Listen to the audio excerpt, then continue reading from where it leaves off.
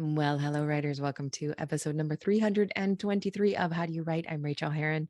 So glad that you are here with me today as we are talking to Jess Montgomery on writing as a spiritual practice, on mixing curiosity and compassion in your writing, and on those troll dolls that could get stuck in your writing couch. And we're going to tell you what that means, or Jess will. And it was a fantastic conversation. So stick around for that. This is going to be a very short intro because I am traveling for the next 2.5 weeks. So 3 of these episodes will go live while I am gone.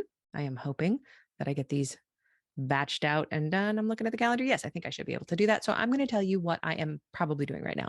As you are listening, this is what I hope I am doing in Oakland, California. I hope that I am at Tacos Mi Rancho.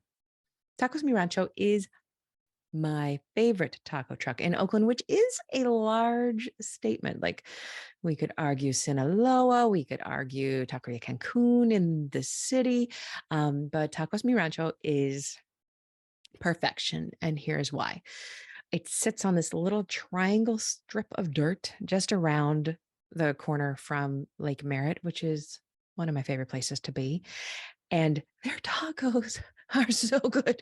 They serve, so the best is the chicken taco, the chicken super, which comes on 2 corn tortillas, little corn tortillas, soft corn tortillas. We are not talking crunchy because that is not authentic.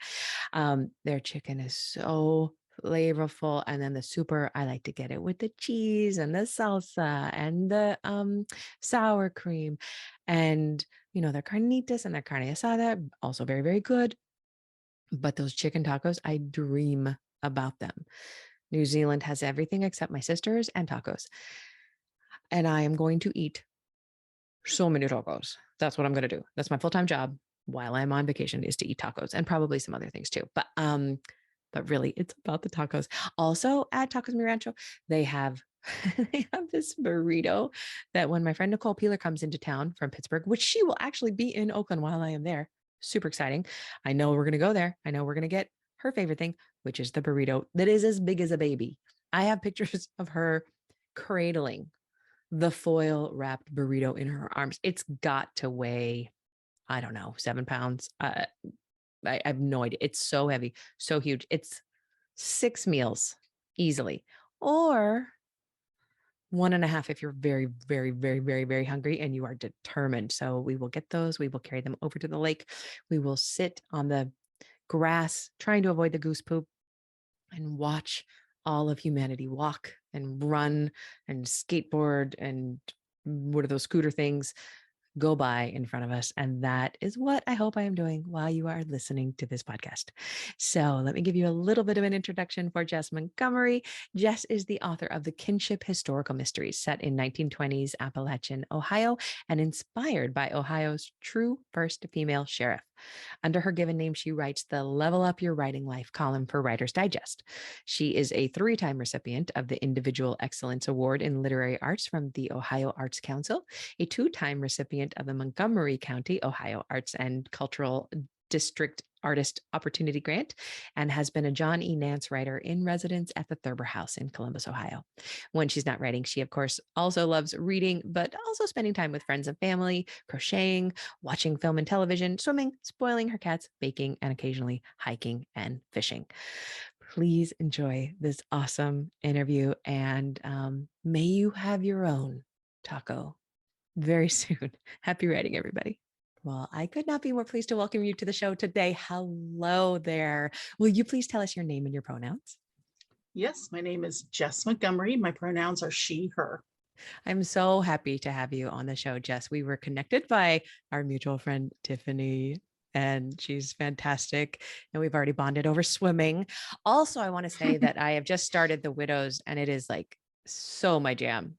It is such beautiful writing, and you're it's a historical thriller set in a town called Kinship, but it really is about kinship. And I think that's just so awesome. And that's a 4-book series now, right? Yes, the 4th one just came out, The Echoes. Congratulations. That's so Thank you. exciting. Thank you. So you're obviously prolific. will you tell us a little bit about your personal process, all its little quirks? When and where and how do you get the Mhm. work done? Oh gosh. I always like to say it's a big old mess until it's not, That's which so helpful sounds to really hear. glib, but it's true. It's true. Yeah. Because I always think, oh, first I'm researching and I'm plotting, and then I'm going to write a draft, and then I'm going to revise. That's how we envision the perfect process, right? But the truth is, I plot a little, and then I feel a scene moving in my head, and I write that, and then, oh gosh, I need to figure out this character motivation, and then I write some more, and truthfully, I throw out, like for the widows, I probably threw out 100 pages. I mean, I had Mm. a lot of false starts. I had, um, yeah, at least 100 pages, because I started from a couple points of view that ended up being characters in the book, but didn't have a point of view. And the project I'm working on now, I was like tallying up the other day. I think I went through like 5 false starts, meaning, I'm writing and I'm plotting and I'm character developing and I'm figuring out some research. Um, but then I realized these pages just aren't working. But what's great is the other day, I was starting my 5th attempt to find my way into this new novel. And suddenly things just clicked. And it's like a Mm. visceral shift. It feels so good. It sounds so woo woo. I love But it. it's this like, it's like this literal click, like this, like, oh, that's what I'm doing. And then it's still rough. I mean, you're still writing rough drafts and revising and throwing things out. But, you're in, you are in the right lane, you're in the right boat, finally. Yeah. And so that's kind of my process. Messy until it's not. How do you, and this may be, this is a very large, difficult existential question, but it's one I think about a lot because I do the same thing with the book that I've just finished the first draft for. And, the first 27,000 words were not right. And I just threw them out and started over. Mhm. But how do we as writers differentiate the feeling of knowing we're on the right path or on the wrong path versus just garden variety concern that we're screwing it up? Well, I think there's always that garden variety concern that we're screwing it all up, because I Yeah. think most writers are a little insecure. I know I am. You're laughing. Yeah. Yeah. I think we're born this way and it doesn't change, Yeah, does it? it doesn't. But you know what? I think that's part of what makes us storytellers, because we're always Yeah. asking questions, right? So if we're Yeah. always asking questions about the world and about the stories we're creating, then we're always going to be questioning ourselves. So there's like the positive side of questioning, and then there's the dark side that makes us doubt. um, so I just have kind of come to accept that.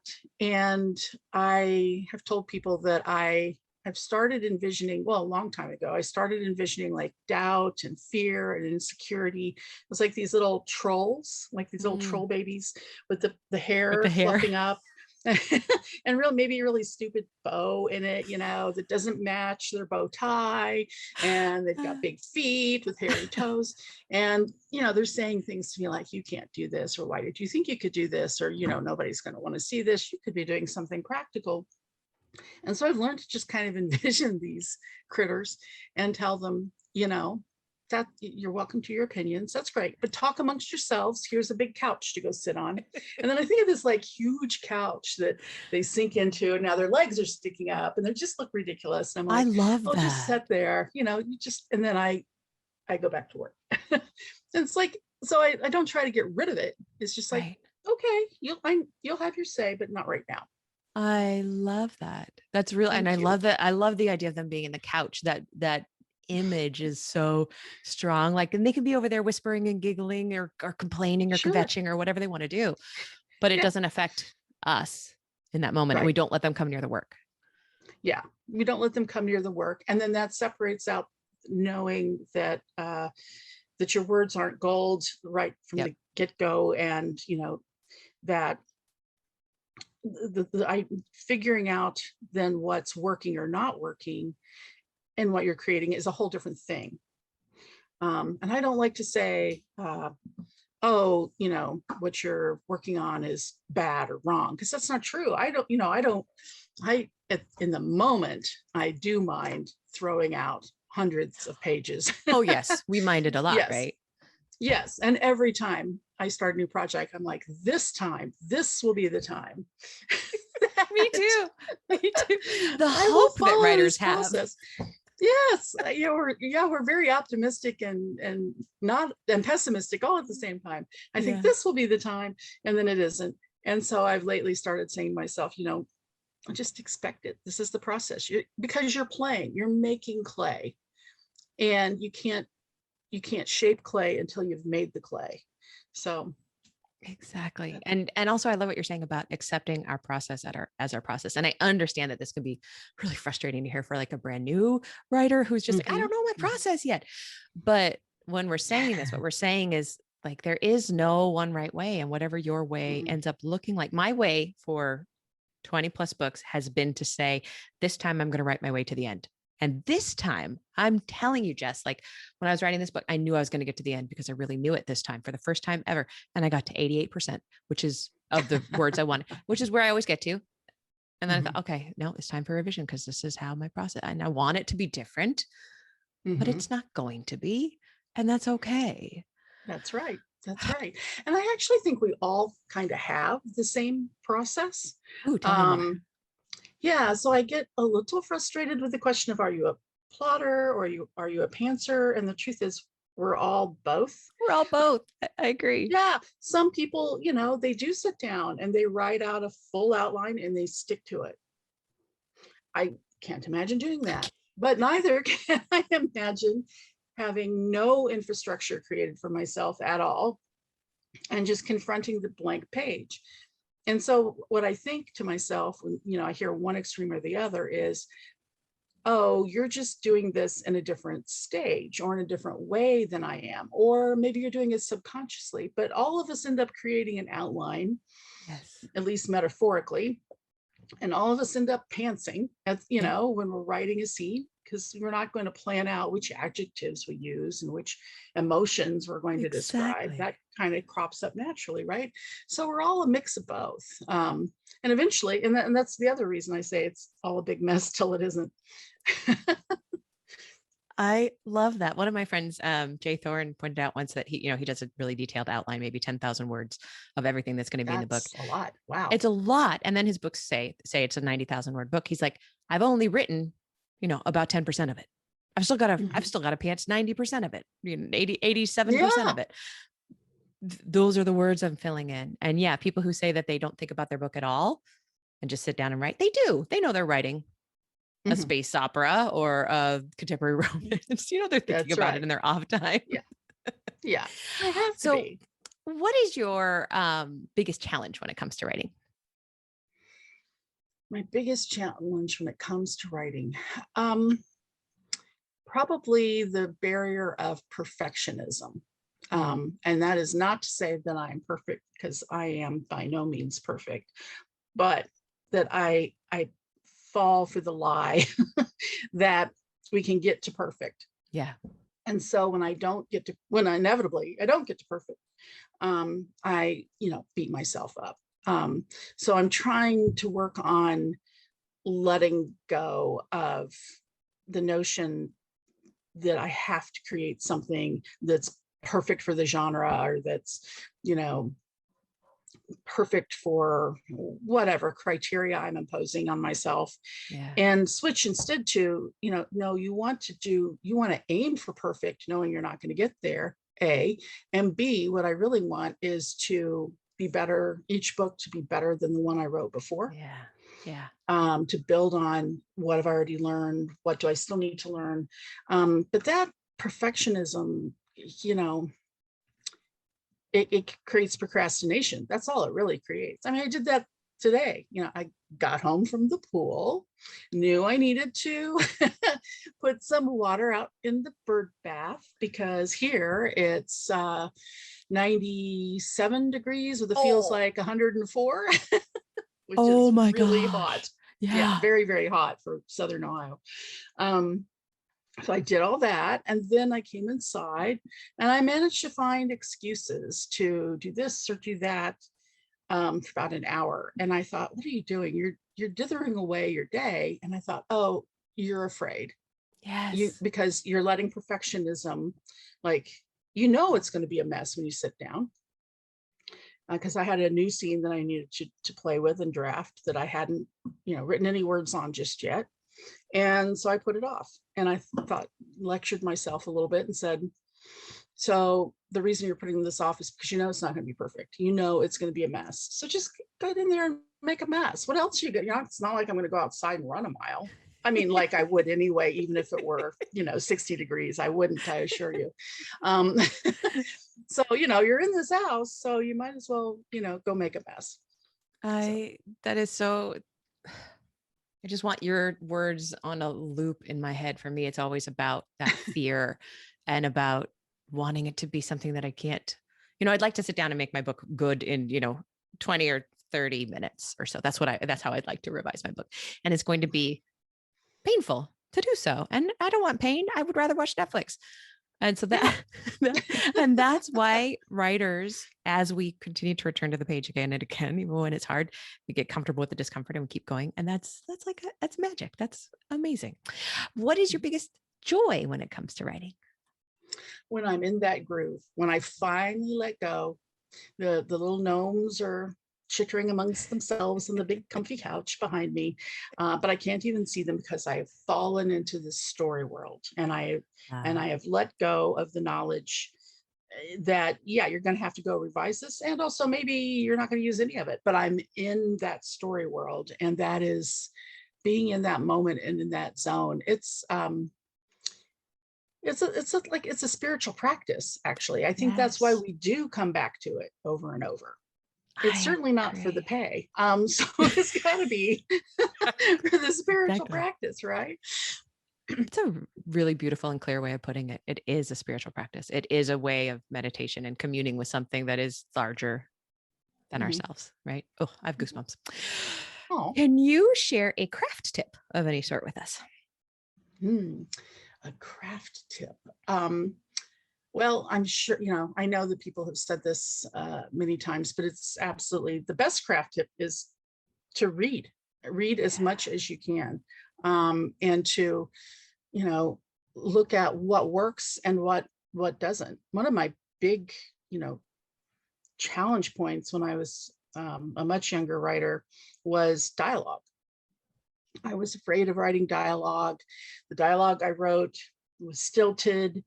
At worst, at best, it sounded like it came from a very bad soap opera. My apologies to any soap opera fans out there. It didn't come from a good soap opera. It came from a bad. Well, they're writing a lot of dialogue real fast, so yeah. Yeah. It's hard to make that good. Yeah.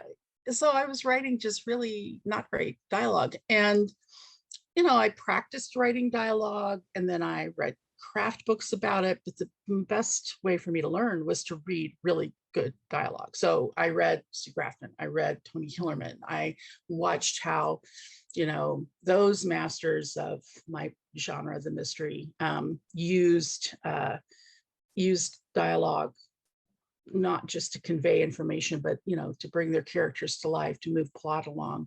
So, I think just reading, it does take away a bit from reading just, quote unquote, just for pleasure.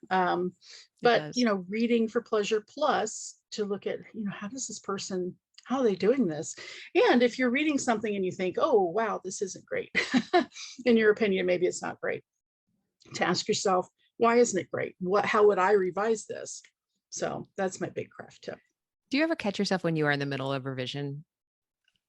I have a harder time reading books. I mean, I read books all the time, no matter what, but I have a hard time reading, especially fiction, if I'm in the middle of a fiction revision, because I'm constantly rearranging their words. I'm like, oh, my brain has slipped into it. Even though this might be a fantastic book and it is 100% fabulous as it is, my brain is still going to want to play with things. Yeah. That could be I do that. a little exhausting, but yeah. So if I'm in revision mode, I'll read something outside of my usual genre, or I'll read nonfiction, or I'll read, I'll read memoir, I'll read something like that. I've known people, I haven't done this myself, but especially with dialogue, to actually like find those passages that you love another writer has written and then type them out, like Mhm. write them into the computer and see how it feels coming through your fingertips. I did a similar thing when I was in college, but not exactly that. And I can imagine that would be really helpful. I actually, after I had our first child, um, I was too exhausted to do any writing, like the, you know, 3 days after I gave birth. I don't know why, but I was. And I remember just, when she would nap in her little pumpkin seat, I would pull out a novel that I admired and a notepad and a pen, and I would just start copying it because By that got hand. I me love that you did it by by hand. hand. Yeah. And that way I could just set it aside and, you know, when she needed attention, I could quickly set it aside and return to paying attention to her. But yeah, I still remember doing that. And actually, at the time, I felt like, gee, is this kind of pathetic or what? But now I look It's back the and I best. think that was great, because I was staying connected to what I wanted to do as a writer, but not neglecting the kiddo I just given birth to. And I look back and Yeah. it's kind of like one of my, favorite memories. It was sort of That is peaceful. that's your second great craft tip of the podcast. So thank you for that. I think that would You're be, welcome. I love the idea of doing it by hand because I think it reaches our brain in a slower, Hmm. different way when we do stuff Yeah. like that. I want to, I might do something like that soon. What thing in your life affects your writing in a surprising way? In a surprising way. Well, we talked about it a little bit ago, Wow. swimming. Tell me more. um, so the similarities are, the wanting to get a little bit better than you were before, Mhm. and be, for me, kind of getting reacquainted with doing something, not that I'm, know everything about writing, but I've been doing it a long, long time. So I'm much more comfortable in words than I am in water sometimes. But, but just, working on something, um, for the love of it, for the Yeah. exercise of it, for the joy of it. I'm not going to compete or, win any medals or, you know, I mean, even at my local pool, it's like, yeah, no. And I'm perfectly fine with that. So it's just this wonderful reminder of, personal best. If you're a little Mm. bit more confident today than you were 2 days ago, that's great. Yeah. So I've started reapplying, like reconnecting with the joy of doing something for the sake of, again, a spiritual practice. Yeah. I think that that is so, so cool. And honestly, I will be going to the pool after we chat today because you've reinvigorated my need for the water for my own particular brain. I love a hobby. I know that you're a crafter too, Mhm. right? Aren't you a crocheter? Mhm. And Yeah, I yeah, crochet. Yeah. it's for me, it's always hard to turn off the entrepreneurial side of my brain. Like, oh, how could I sell a pattern for this? Or how and with swimming, I'm just swimming. And Yeah. and I don't want to do anything else. I will never compete in anything. I just Mhm. want to be in the water getting a little bit better today than I was Yeah, yesterday. Exactly. It's such a good absolutely. reminder. Hmm. Oh, good stuff. So, will Good. you tell us about the best book that you have read recently and why did you love it? Ooh, the best book I have read recently. Well, it's not so recent. It's been a little while, but I have been talking up the Office of Historical Corrections. Oh, I believe the author is Danielle Evans, and it's a collection of short stories and a novella. And the novella is the Office of Historical Corrections. And it's just a brilliant concept. It's just brilliant because it starts out, oh, okay, there's this Office of Historical Corrections, and what people who work for this government office do is, if the date on the cornerstone of the building sign says, this happened in 1932 and it was really 1933, they go and they file a report and it's fixed. amazing. And so it starts out, well, that's kind of cute. But then it quickly gets much deeper, much deeper.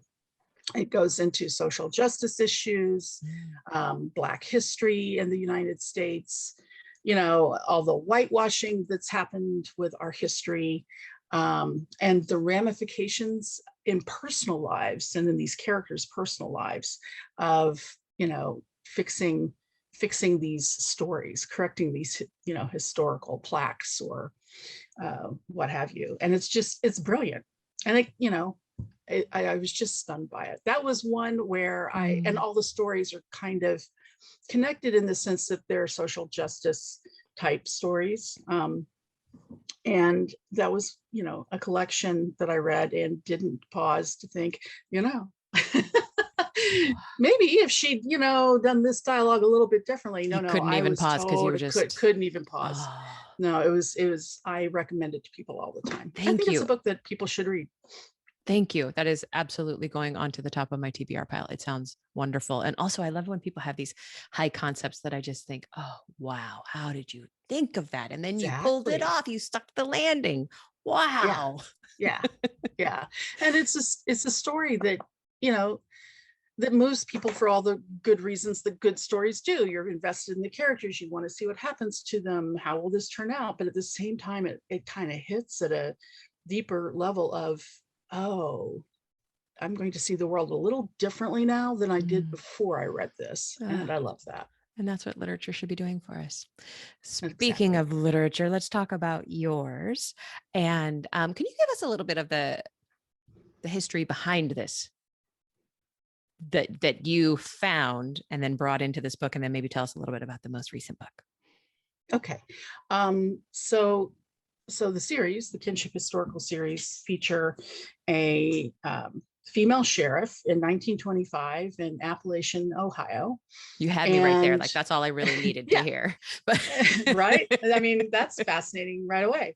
I certainly thought so, but I will also say I would never in my life have thought to myself, what would make sense? A female sheriff in 1925 in Appalachia.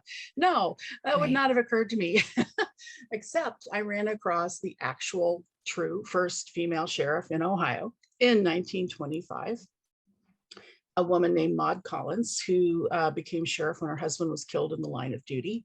There was no mystery as to his death. He was shot in the middle of a street because the guy he was serving a traffic warrant to didn't want to be served a traffic warrant.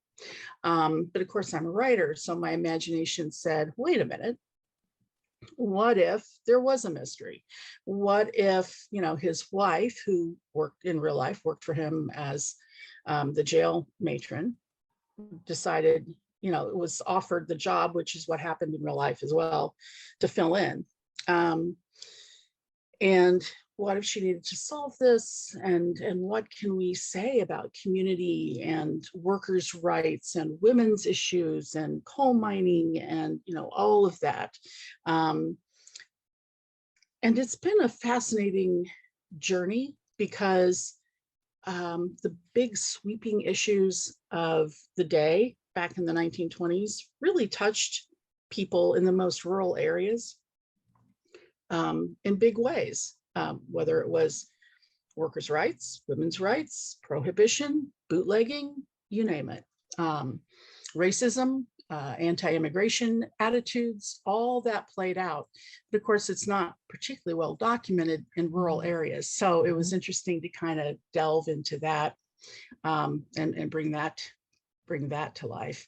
I'll just note that, so Maud Collins was the first female sheriff. We now have female sheriffs 5 and 6 in the state of Ohio. It's taken us this long to have 6. Wow. The 6th lady was a deputy sheriff. She is a lesbian and had a boss who was against her orientation, fired her in one of the most conservative counties in the state of Ohio. And she's like, fine, I'm going to run for your job. Oh and my God, that's amazing. And she won. It was like so exciting. I love yes. that so I love much. that. So progress happens, but really slowly. Really slowly. Really slowly, that's almost 100 years ago that the first, right? Yeah. And we have 88 counties, And I read an interview with one of the current sheriffs. I can't remember which one. But she commented that in the United States, there are 60 female sheriffs. In Now, there all are those deputy sheriffs, there are thousands of cops, counties. yeah, there are female Yeah. cops, there are, police chiefs, but among county sheriffs, there are 60. And the Which, interesting thing about that is that is a voted in position and everything else is appointed, but that one right, is voted. So it is a really interesting reflection of what is around them. yeah. Yeah. So, yeah, it's been interesting to explore all that. I love that. I can't wait to read more of the first one as I get into the series because I like to read in order. Will you tell us a little bit tell us the title again and about the most recent release? The most recent is The Echoes. It just came out. And it's set in 1928, and it's inspired by PTSD to a large degree, because it involves veterans from what they would have called the Great War, and an amusement park set up for veterans and their families in the county where I have my stories set. Now, amusement park isn't Ferris wheels and roller coasters back in 1928. It's somewhat ironically shooting ranges, archery, ranges. Yeah. It's a pool, it's a dance floor. And we ran across a similar amusement park probably about 25 years ago. My husband and I were taking our little girls hiking in a local metro park. We came across, hey, wait, this doesn't look like stones that would be on the forest floor. This looks like laid out pavers. What's going on here? Oh, look at that. That looks like, an old rail car frame. And sure enough, it was the remnants of an amusement park that had been built in the 20s by a veteran of the Great War. The guy was a veteran of the Meuse-Argonne battle, which is a horrific, bloody battle from World War I. And I thought it was interesting. He named it the Argonne Memorial Park. And he wanted to build it for veterans from our area who'd fought in that battle. And also, his best friend died in like an hour before armistice. Like on November 11th at like 10 a.m. He was killed by a German sniper. I know, it's just like, what, really? And I found that out because I was so fascinated 20 plus years ago by this park that I ended up writing an article for the newspaper about it. And I guess it stayed with me because when it was time to write this book, I thought, I'm going to explore that. And of course, that means bringing in PTSD, even though it would not have been called that in 1928. It was called shell shock then, right? Yeah, shell shock. And my dad was a veteran of World War II. He was a BAR man, which, has a life expectancy of about 10 minutes. I mean, it's really, frontline Army guy. And he too lost his assistant gunner due to sniper fire. And we actually went to Normandy to see where his assistant gunner had been buried years ago. And, my dad fought, he was like 19 to 22 when he fought. And I was a late in life kid for him. And so like in the late 70s, I would hear him crying out as a little girl, but I'd hear him crying out from nightmares. And, I was just told, he's just having a nightmare. And it wasn't until maybe 20 or so years later that he admitted those dreams about World War II. And he was in his 90s, like his early 90s, when he said, I know I've always kind of tried to poo-poo this idea of PTSD, but I think I have suffered from it. Because and it was interesting to see this, good old boy, tough guy, kind of 70 years later go, it's not as bad as it was when I was 20, or 30 or 40, but it's still with me. And I think it'll go with me to the grave. And so I thought, okay, I really want to explore the notion of what we call PTSD, but look at how it plays out, the echoes of the war 10 years later in my sheriff's life, in the lives of veterans that are in this story. but also explore how that plays out when it's completely not acknowledged, when there is no treatment, when we don't give it a name, when we, Mhm. because I think we should, as much as we can and as much as individuals are comfortable with, talk about mental health issues and name them and not shame them, Yeah. So Something that that's really where. you're modeling so incredibly beautifully right now is both the both this toolbox that is so helpful for writers, which is curiosity mixed with compassion.